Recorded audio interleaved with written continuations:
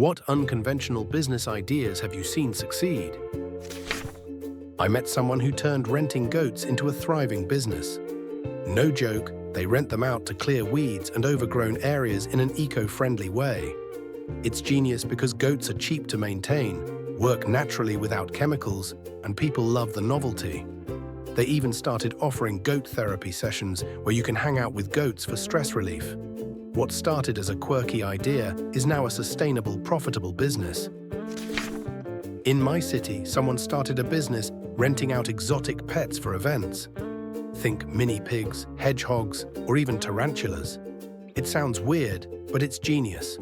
Most people can't own these animals due to regulations or the effort required, but they love showing them off for birthdays or photo shoots. Prices are about $200 per event, depending on the animal, and it's surprisingly popular with influencers trying to create unique content. The owner even offers handlers to ensure the animals are cared for properly. In my town, there's a guy who literally sells nothing. It's a box labeled nothing, and he markets it as the perfect gift for someone who has everything. At first, it seemed like a joke, but people actually bought into the idea for gag gifts. He scaled the business online, and now he's making serious money selling empty boxes with clever marketing. It's a reminder that even the simplest, silliest ideas can work with the right spin.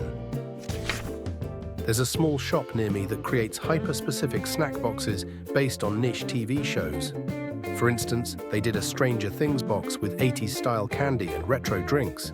It's all themed and comes with a little booklet explaining the significance of each snack.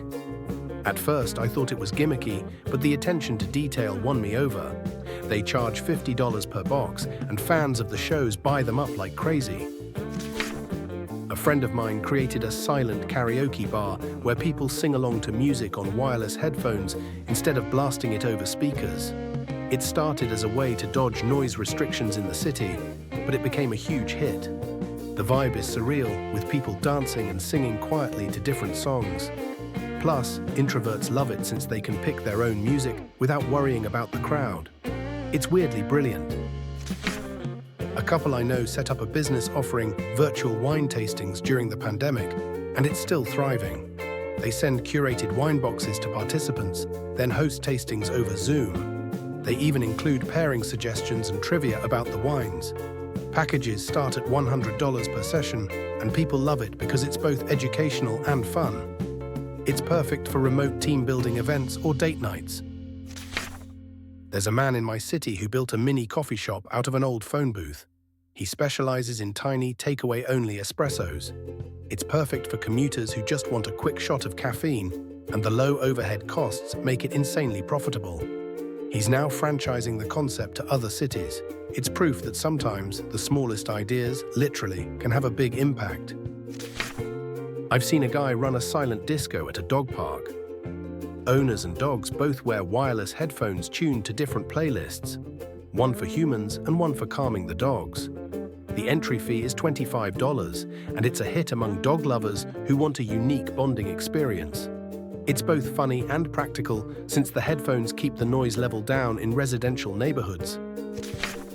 I saw someone open a business collecting dog poop from people's backyards. They marketed it as a subscription service where they come weekly to clean up for you. The concept was laughed at initially, but now they're expanding nationally. Turns out most people are happy to pay for a service they'd rather not do themselves. It's weird, but it's solving a very real problem. There's a mobile spa truck in my area that offers massages, facials, and manicures on the go. It's parked outside corporate offices during lunch hours, and it's brilliant. Stressed-out professionals pay premium rates, $75 for a 30-minute session, and it saves them the hassle of booking traditional appointments. The owner says they make thousands a week just by parking strategically. My favorite is a guy who created a rent-a-plant business for offices. He provides plants and regularly swaps them out for fresh ones, so the spaces always look lively. Clients love it because they don't have to worry about maintaining the plants or dealing with dead ones. It's such a simple concept, but he's got contracts with dozens of businesses now. I came across someone who repurposes old VCR tapes into planters and sells them at craft fairs. It's so random, but people love the retro aesthetic. They charge $20 to $30 per planter, depending on the design. What started as a hobby has grown into a side hustle that pays for their college tuition. It's a perfect example of how creativity can turn trash into treasure. I read about someone who makes a living by turning discarded chewing gum into art. They clean and mold the gum into colorful, intricate sculptures and sell them to collectors. It's gross, but it's also incredibly creative, and now they've even launched workshops where people can learn the art of gum sculpting. The lesson: even the grossest waste can have value if you're inventive enough. One guy I know opened a fitness center exclusively for gamers. It has VR workout stations, treadmills with gaming screens, and even esports tournaments. He combines memberships with streaming deals for clients who want to broadcast their workouts. It's $50 a month, and they're already expanding due to high demand. It's a brilliant way to cater to a niche while promoting health. There's a guy in my area who runs a bad advice hotline where people call in for deliberately terrible advice on life problems. It's purely for laughs, but he's built a whole brand around it. He charges for calls and even sells merchandise like t-shirts with the worst advice he's given. It's hilarious and oddly therapeutic for callers. My neighbor started a company building luxury chicken coops for suburban families. We're talking heated floors, automated feeders, and designer paint jobs. People pay $5,000 to $10,000 for these coops because they want their chickens to live in style. It's such a niche market, but it turns out people will splurge on anything if it's trendy enough. One of the quirkiest ideas I've seen is a business that sells coffee infused with random flavors, like cotton candy or spicy jalapeno. People initially bought it as a joke, but the odd combinations turned out to have niche fans. Now it's a full-fledged brand, and they're constantly creating bizarre, limited edition blends. Never underestimate the power of curiosity marketing. I know someone who started a business finding and flipping valuable items left in dumpsters. They sell refurbished items online and even offer a subscription box for quirky finds.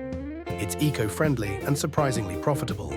Last month, they found a perfectly good vintage bike they sold for $300. The craziest part: they're now teaching dumpster diving workshops for $50 a ticket.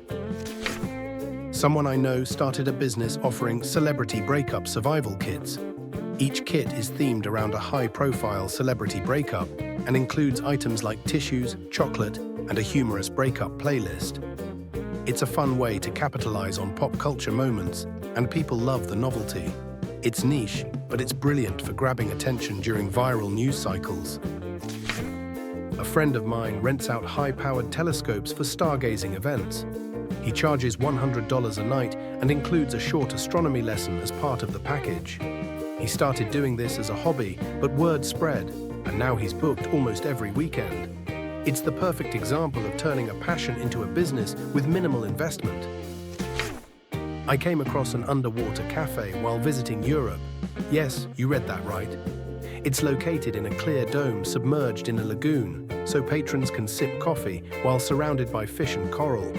The founder spent years developing the structure to withstand underwater pressure and partnered with marine biologists to ensure it wouldn't harm the ecosystem. It costs around $100 per person for entry, but it includes a specialty drink, dessert, and an underwater tour. It's an unforgettable experience and a genius way to combine tourism, dining, and conservation. There's an artist who turns rainy days into profit by creating art directly on wet streets. He uses a special hydrophobic spray to create invisible designs, which only appear when the pavement gets wet. It's mind-blowing to watch people discover hidden artworks after a rainstorm. The artist doesn't sell his work directly, but makes money through sponsorships from local businesses and commissions from cities looking to add a creative touch to their spaces. His work is a perfect blend of art and nature. Someone in my town started offering personalized funeral services focused on eco-friendly burials. They provide biodegradable caskets, tree planting ceremonies, and even options for creating living urns that turn ashes into nutrient-rich soil for plants.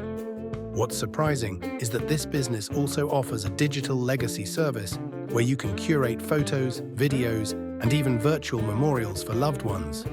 It's a sensitive topic, but the business is thriving because it combines sustainability with a deeply personal touch. Packages range from $2,000 to $10,000, depending on the services. A friend started a borrow-a-backyard business, connecting people with unused yards to urban gardeners. They take a cut of profits from the produce grown and sold. Low cost, high impact, and it builds community. Thank you for watching. Don't forget to like, subscribe, and tell us in the comments. What's the most unconventional business idea you've ever come across?